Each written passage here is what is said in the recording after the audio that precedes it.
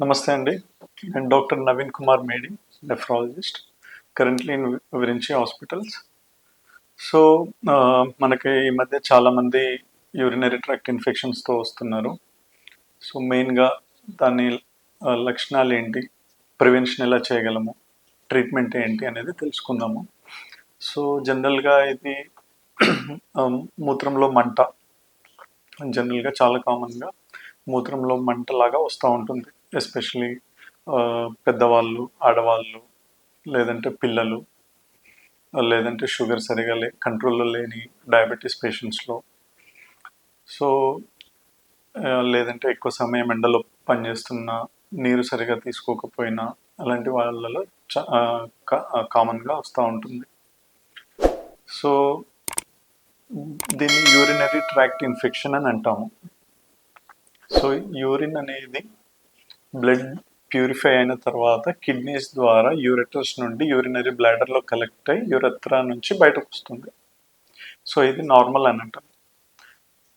So any of the conditions మనం ఇదివరకు అనుకున్నట్టు పర్సనల్ హైజీన్ కానీ, నీరు తక్కువ తాగడం కానీ, ఎండలో అధిక సమయం, హైడ్రేషన్ సరిగా లేకపోవడం, సో ఈ మూత్రం తయారీ దశలో ఏదైనా ఇన్ఫెక్షన్ ఏదో ఒక యూరెటర్లో కానీ, కిడ్నీలో కానీ, లేదంటే యూరినరీ బ్లాడర్లో కానీ, యూరెత్రలో కానీ, లేదంటే ఫిజియలాజికల్ చేంజెస్లో కానీ వచ్చినప్పుడు యూరినరీ ట్రాక్ట్ ఇన్ఫెక్షన్ లేదా మూత్రం మంట అనేది జరగడం అవుతుంది.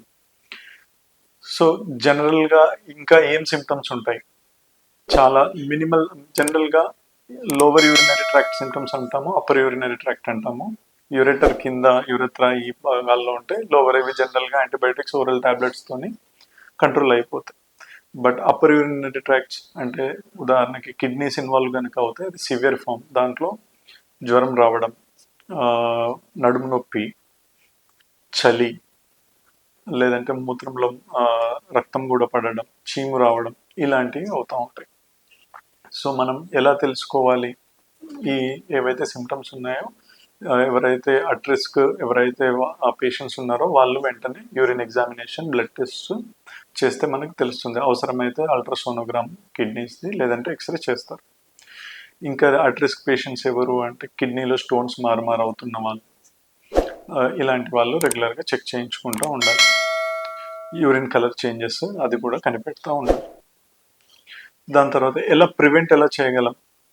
సో అట్ రిస్క్ పేషెంట్స్ ఎవరన్నా ఉంటే వాళ్ళు వాళ్ళ కోమాబిలిటీస్ని కంట్రోల్లో ఉంచుకోవాలి.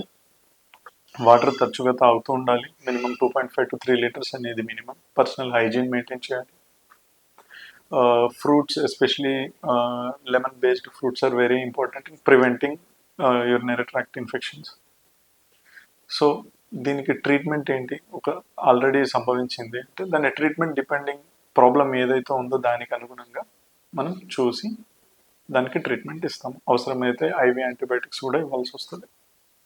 So depending on the severity, oral టాబ్లెట్సా లేదంటే IV యాంటీబయాటిక్సా.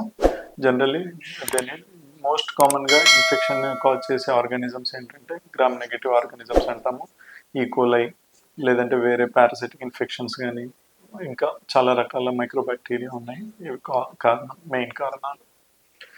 So once it is known, we can treat the cause, improve అయిపోతారు. But better to prevent it. Thank you.